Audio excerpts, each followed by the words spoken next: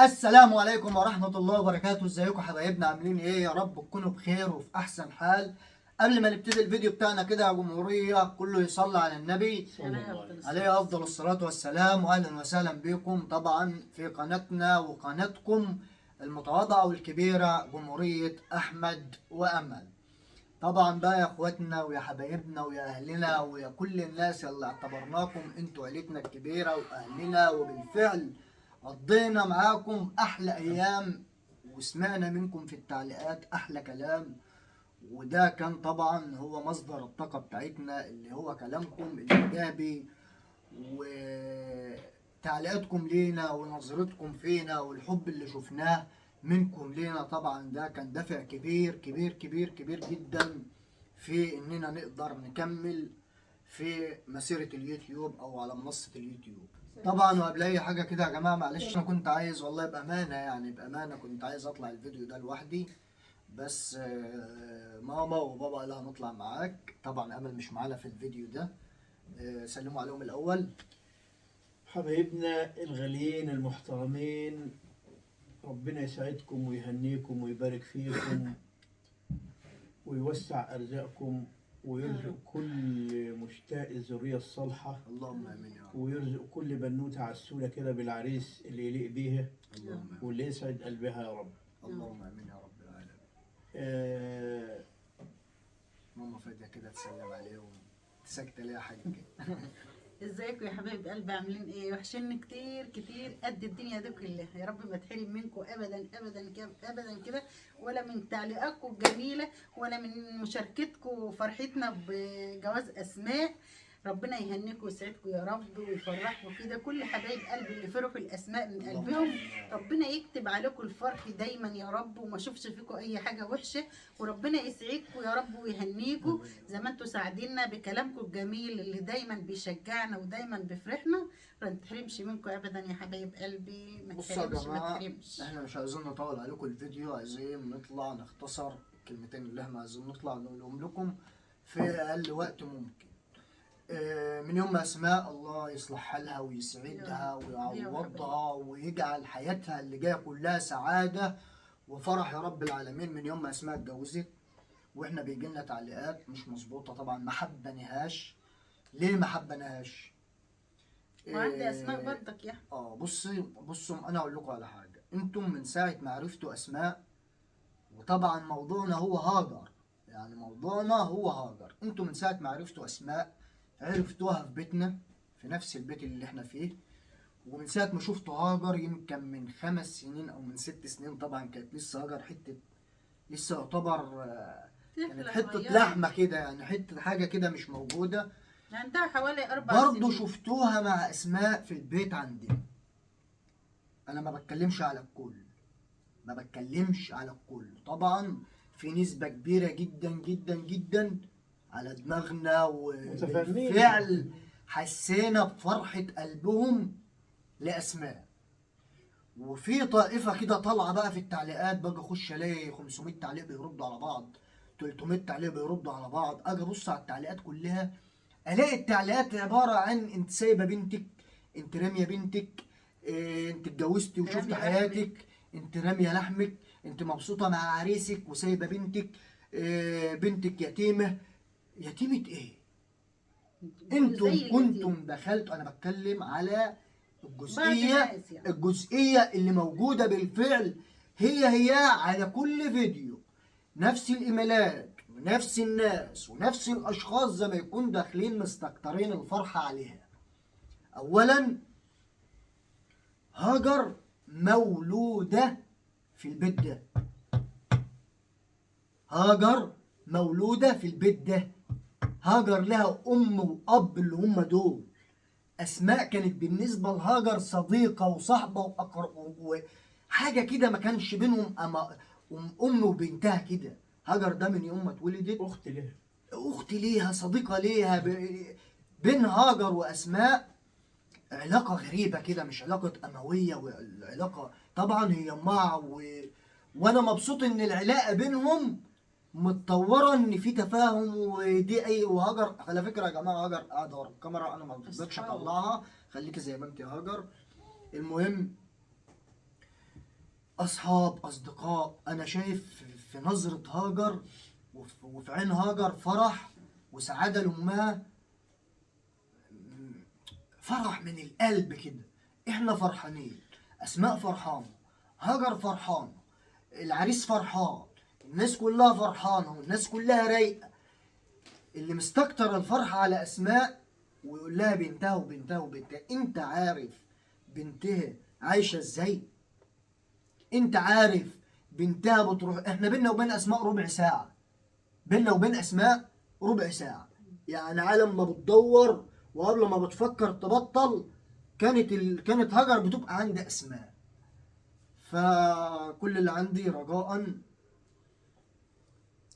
انتوا تعرفوا اسماء، وتعرفوا اسماء عانت قد ايه، وتعرفوا اسماء عاشت حياتها ازاي. وطبعا ربنا عوضها في الاخر بزوج بيحبها، وبزوج هي شافت فيه ان هو ده هيبقى الراجل بتاعها طول العمر.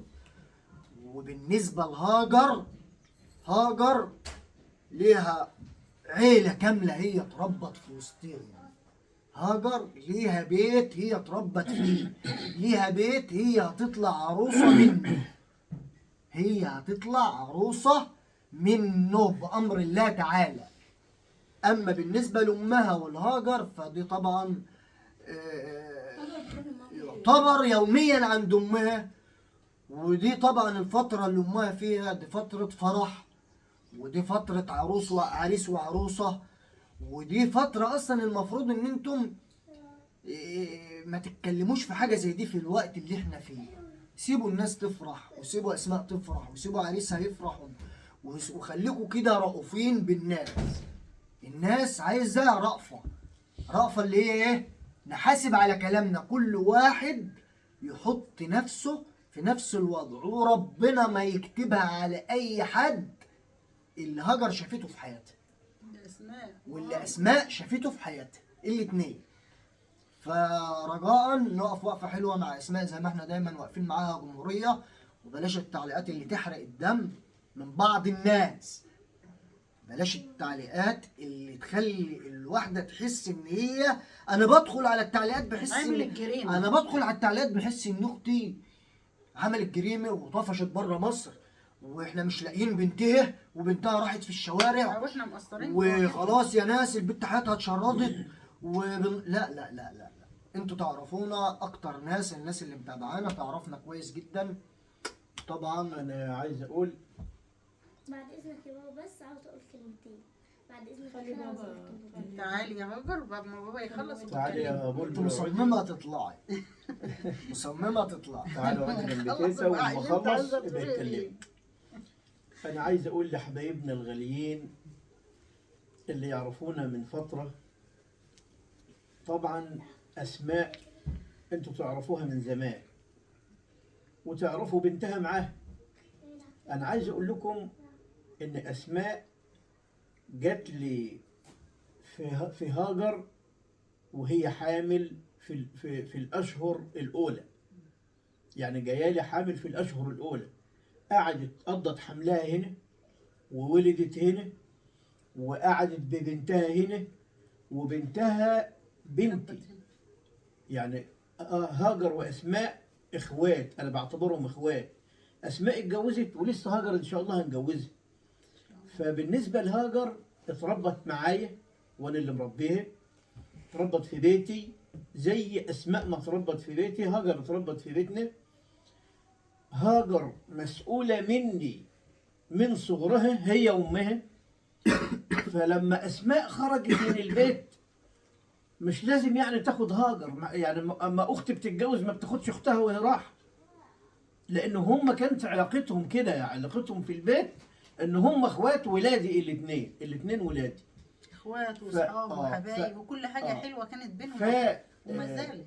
فما شاء الله ما شاء الله على تعليقات 99% من التعليقات جميله جدا، ومبسوطين لاسماء ومبسوطين لفرحتها وفرحانين لفرحها. انما احنا بس بنقول على بعض التعليقات ولعلهم يعني ما يقصدوش برضه، ما يقصدوش ان هم يعني هم بيقولوا وجهة نظر، ربما ان هم بيقولوا وجهة نظر، بس اللي عايز يقول وجهة نظر ما يقولهاش في اول اسبوع يعني. ما حتى يجمعش. حتى لو هي هتاخد بنتها بعد كده ما ينفعش تاخدها الوقت. هو بالعقل وبالمنطق يعني ايه عروسه هتاخد بنتها؟ ما ينفعش تاخدها الوقت. لو حتى بنتها هتروح لها فيما بعد ما ينفعش تروح الوقت.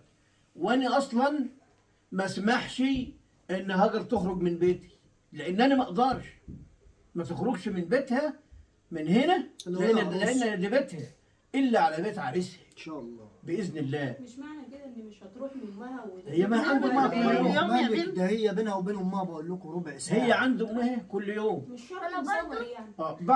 بعض التعليقات اللي بتقول ده بنتك شكل اليتيمه عند دكتور الاسنان.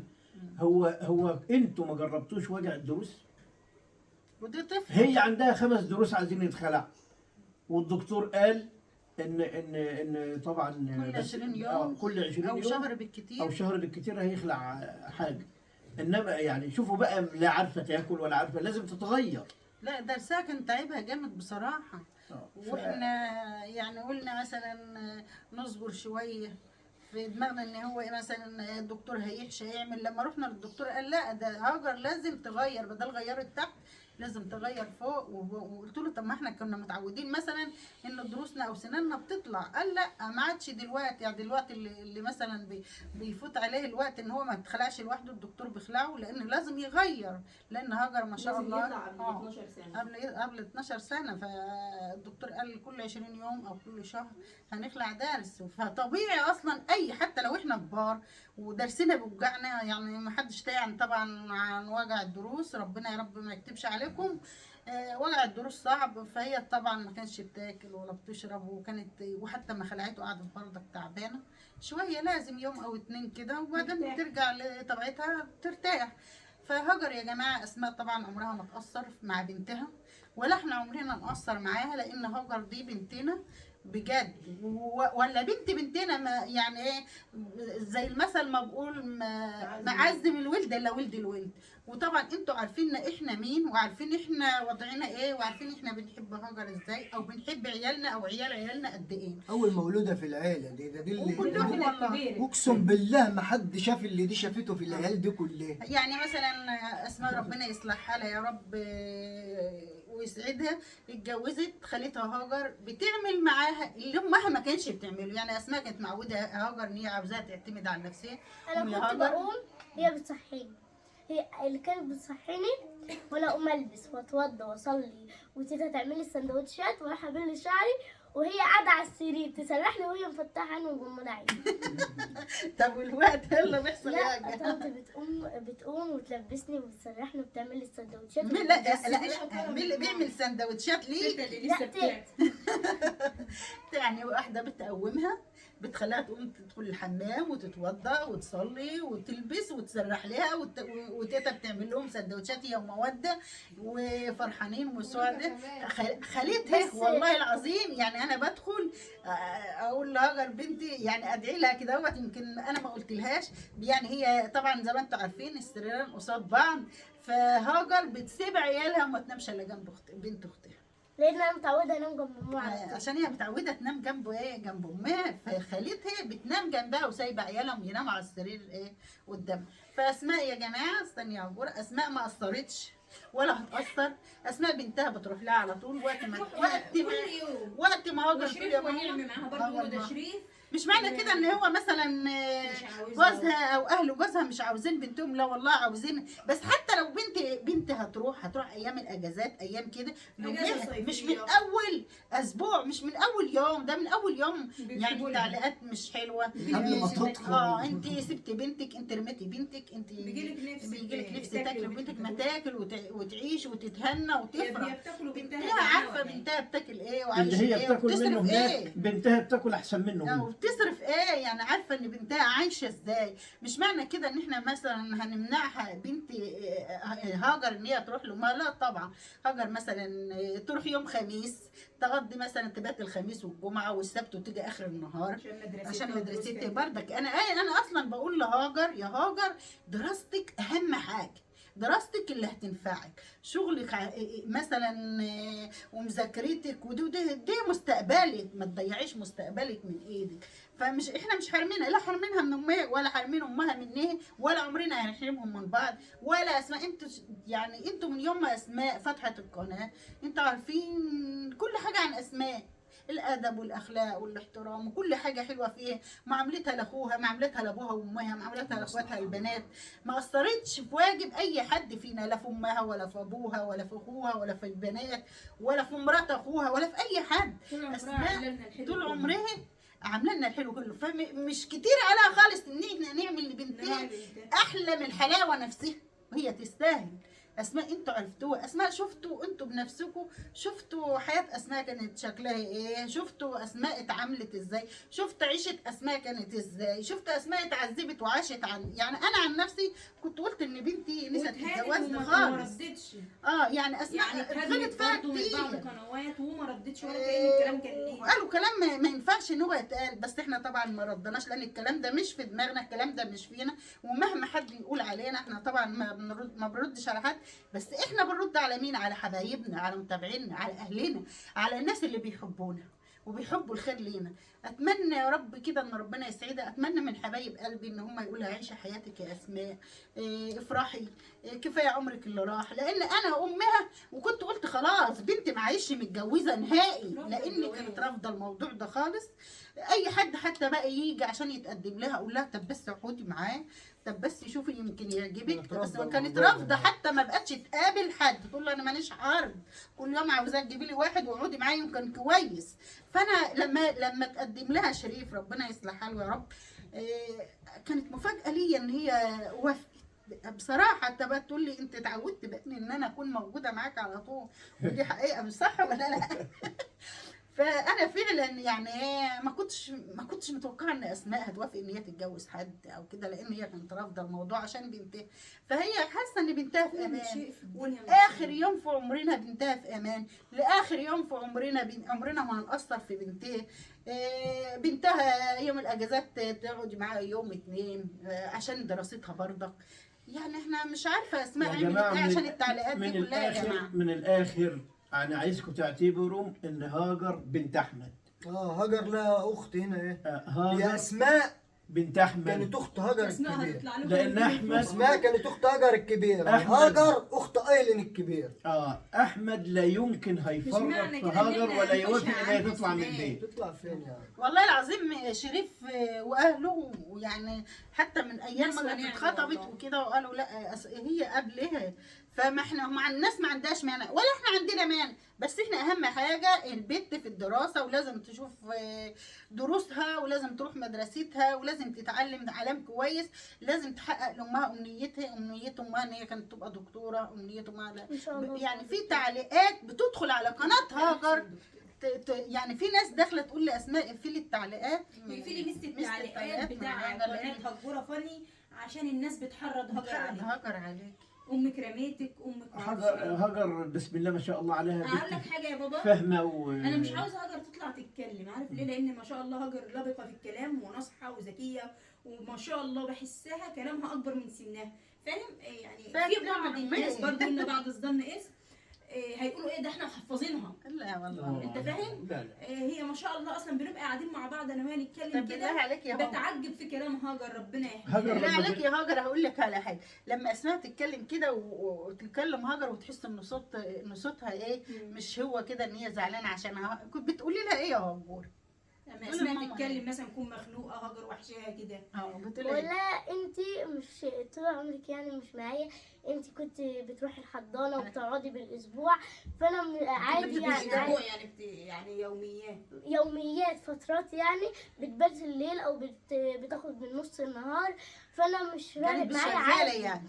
لا ممكن بروح لها كل يوم فانا مش فارق معايا. يعني انت مش زعلانه يا هاجره؟ لا انا مش زعلانه. انت والله لازم تقولها عاوزه ماما تاكل احلى اكل. هاجر انا فرحانه له. انتوا بتدخلوا في التعليقات عند خالو وعندي وعند ماما، إيه انت قاعده بتاكلي وسايبه بنتك، انا عاوزه ماما تبقى اسعد واحده في الدنيا وتاكل احلى اكل، ما انا برضو قاعده عند تيتا وبابا باكل احسن اكل وعايشه احلى عيشه، وانا مرضاش اصلا ان انا اطلع من هنا، انا مرضاش ان انا اروح اعيش مع ماما، انا ما اعرفش اخد راحتي في البيت هناك، فانا مش يعني ايه انا انت بس شاطرة يا هجور. انت ما عرفتوش ماما شقت قد ايه. انا ماما كانت بتروح بتقف في الصيدليه بالنهار وتروح الحضانه بالليل. كانت كل يوم لها شغلانتين. فانا عاوزه ربنا يسعدها يا رب كده وما تزعلش، تبقى احسن واحده في الدنيا يا رب. هي جملة واحدة مفيدة هاجر قالت لكم أنا ما أعرفش آخد راحتي هناك. لا طبعا دي بيتها، ومش معنى كده ان انا هاجر اتحاشى عن امها، لا طبعا. انا قايله لها هجوره مثلا احنا نوديك الخميس بعد ما تخلصي دروسك وكده، وتقعدي مع ماما الخميس والجمعه والسبت اخر النهار تيجي، لان احنا عندنا المدرسه بتبدا الحد، فهتيجي ان شاء الله اخر حسبي الله النهار. ونعم الوكيل. هتبقى بيننا وبين بعض. طبعا احنا ما نقدرش نحرمها من امها ولا نحرم اسماء منها، فاحنا كلنا مبسوطين وكلنا سعداء بجواز اسماء وسعد وهاجر اسعد واحده بفرح امها. فدايما عاوزاكم تفرحوا وتبقوا سعداء معانا وتهنونا ان بنتنا سعيده. لسه بكلم اسماء النهارده وهاجر في المدرسه، بقول لها انا اول واحده، انت عارفه طيبه قلبي وما بتحملش على هاجر حاجه. لو ان حاسه ان هاجر زعلانه او نفسيتها تعبانه من جواها او زي ما انت اصل اسمها زعلانه ما اقولكوش يعني، كنت انا قلت لك اول واحده خدي بنتك. انما هي انا مبسوطه ان هاجر بتذاكر وبتروح دروسها وبتروح لمامتها تسهر معاها وبتيجي، وخميس وجمعه بتروح عند مامتها هبات وتيجي. يعني عاوزه هاجر تكون هي، مش معنى ان هي بتقول مش هاخد راحته الكلام ده، لا هي فعلا هتاخد راحتها هناك. هي المكان مامتها اللي هناك. يريحها في المكان اللي يريحها تقعد فيه. هي برضو مامتها هناك وعمها شريف هناك ونعمة بيه، هترتاح هناك وهترتاح هنا. بس احنا عاوزينها تكون بين هنا وهنا، لان احنا برضو ما نقدرش نستغنى عنها هنا ولا بره. ديت يا جماعه ما ده تعرفوش بيت دي غاليه الاساسي عندنا. طبعا. قشطة عليك يا ده انت طمر فيك التربيه والخلاص، طولنا عندك عليك. اصل زي هي ما طولنا ماما، بتشوفش حد عليكم. في الدنيا كلها. عندك اصل زي ماما. هاجر صحيح ما عندها جدا يعني، دي يا سبحان دي الله دي بقى هتفرق اسماء ان شاء الله. ما بتقولش الجداله يا بابا. طبعا بنتي متكلمه إن شاء ولبقه الله. زي امها. ما شاء الله ما ما شاء تقولش يا الله. جد ربنا ضخام. ربنا يسعدها. هي- وبعض التعليقات بعد اذنك يابا، بعض التعليقات بيقولوا انتوا فاتحين قناه هاجر وتشغلوا دماغها.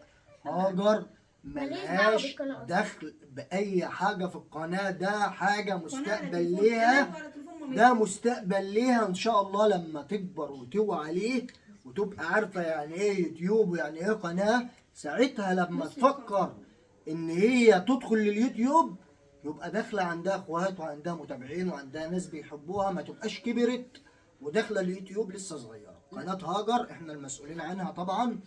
واحنا برضك عاملين ربنا مصدر يخلي لها رزق لينا. اموله، ربنا يخلي لها اموله ويخلي لها مامتها ويخلي لها خالتها ويخلي لها خلينا ناكل. خلا ويخلينا كلها لها. ده طبعا هتبقى هدية هاجر. القناة اللي احنا طب شغالين تعرف يا عليها أحمد؟ دي هتبقى هدية هاجر اما تكبر شوية لينا مننا ليها كده حاجة لا ما كده. هي هاجر برضك هتبقى معانا في القناه، ماشي هتبقى معانا في زي ما القناة هي معانا في اي قناه. زي ما هي معانا في أي قناة. يعني رجاء كل اللي مش موجود. معنى كده ان احنا عاملينها مصدر رزق ان احنا مثلا محدش نأثر يأثر فيها، طبعاً. لا طبعا.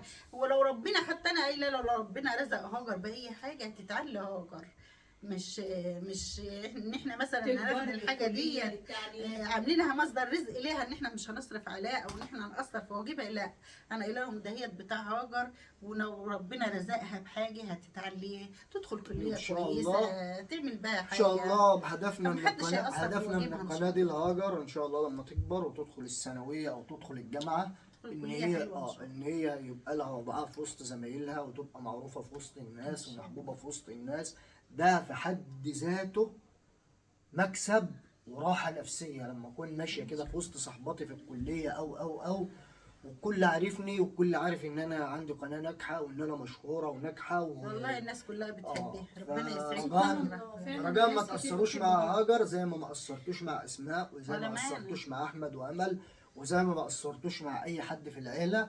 ده اخر العنقود وبعد كده العنقود دي حبيبتكم الصغير كلهم. لسه دي العنقود الصغير اتربت على ايدكم انتم يعني. هجورة هاجر فاني، هجورة فاني. اتربت على ايدكم. ما ننساش قناة هجورة فاني. هاجر بنتكم هجوم على قناة هجورة فاني كده البنت العسولة كلنا احنا اللاب وانتم القديم. ملناش بركه الا هاجر يا جماعه. ان شاء الله نسيب لينكها في تعليق مثبت. ورجاء بلاش تجريح. بصوا مش تجريح. والله يا أنا عن جماعه نفسي- الامور ماشيه يا طبيعيه جماعه انا عن خالص. نفسي لما بدخل على التعليقات دي انا بحس والله ان في اسمها حرب نفسيتها بتفرق. وناس ترد على ناس وناس تخش في الموضوع، وناس فالموضوع اهدى من كده بكتير بكتير بكتير، والموضوع مستقر وماشي 100%، واحنا فرحانين. وعيشوا الفرحه معانا، بلاش تعكننوا على نفسكم، وبلاش تجرحوا اي حد بكلمه ملهاش لازمه. ممكن تبقى وجهة نظر ومش قاصدين تجريح، والله ما اعلم. ده اللي انا قلت. هم بس عشان هم بحب هاجر. هي بس يعني هي رأيي، يعني بيقولوا رأيي يعني. وكده وصلنا لنهاية الفيديو، وطولنا عليكم بقى، سامحونا. وكانت القعدة حلوة والله، وبتمنى ان انتم تكونوا قاعدين معانا ونحكي لكم الكلام ده وجها لوجه، عشان نقدر نوصل لكم مدى الاستقرار اللي هاجر واسماء فيه. فبلاش انتوا لا بس دايما كده يعني رجاء. يشجعوني. لا استنى يا احمد، رجائي من حبايبي ان طبعا اسماء ويعني الام مهما كان ما بتشبعش من عيالها، ولا لو هي قدامها لو جابت بدل العيل 100 عيل عمرها لو جابت صحيح مكان العيل 100 عيل، هم كلهم معزه هي واحده. ضناها. وهاجر دي بقى اغلى من الكل عندنا وعندها. فدايما يقول يعني اللي يكلمها برضك يقول لها كلمه حلوه، مش يقول لها انت راميه يعني بنتي. سبحان الله عشان عندنا خاطر يا هاجر جماعة. متقبله الوضع. اه. هاجر متقبله الوضع وبتروح مدرسه وبتذاكر وبتاكل وعايشه حياتها طبيعي خالص، ومتمنيه امها تكون اسعد واحده في الدنيا. بس عندنا اسماء اللي زعلان، والله يعني عشان هاجر خاطر زعلانه على زعل هاجر امها. بتقول لك يعني هاجر امها مثلا بتكلمها وتحس ان صوتها متغير، تقول لها ايه يا ماما صوتك متغير ليه؟ انا حلوه اهو. يعني المفروض العكس يا ماما، المفروض ان هاجر اللي مخنوقه وزعلانه وكده. لا ده احنا عندنا اسماء، فعشان كده احنا بنقول لكم خرجوها من المود اللي هي فيه. وعاوزاكم تروحوا تصلحوها في التعليقات كده وتكتبوا لها كومنتات حلوة. صلحوها صلحوها شايفين صلحوها في التعليقات يا جماعه. وقولي لها هاجر كويسه، واحنا اطمنا على هاجر. وهاجر بدل في حضن حبايبها ومع حبايبها، عمرنا ما نزعل عليها، ولا عمرنا هنقصر في واجبها، ولا عمرنا هنبعد عنها. فرجاء اسماء يا جماعه، اسماء حبيبتكم اللي بتحبكم وبتعتبركم اهلها، هي عمرها ما هترمي بنتها يا جماعه. فاحنا مش عاوزه يعني، انا مش عاوزه اطول عليكم اكتر من كده. يلا يا جماعه كده وصلنا لنهايه الفيديو. يا رب يكون فيديو النهارده وصلنا لكم اللي احنا عايزين نوصله بطريقه كويسه، رجاء ما حدش يزعل من اي كلمه عشان هتبقى غير مقصوده. ونسيبكم في امان الله في فيديو جديد، وكل يوم ان شاء الله انتظرونا في نفس الميعاد بفيديو جديد وتحدي جديد. وشجعونا يا جمهورية، احنا افكارنا مفيش مقارنه. سلام. والله قولوا لكم روحوا اشتركوا في قناه هجوره فن، اشتركوا. شجعونا. روحوا اشتركوا في قناة هجورة فاني، وهروح اشوفكم. اكتبوا لي كومنت انا جايه من عند جمهورية احمد وعد. وماما شوفوا البيت، اكتبوا لي كومنت انا جايه من عند جمهوريه احمد وعد. كلمت عن من عند الجمهورية. خليكي معايا. يلا ربنا يسعدكم. مع الف سلامه يا حبيبي، مع السلامه.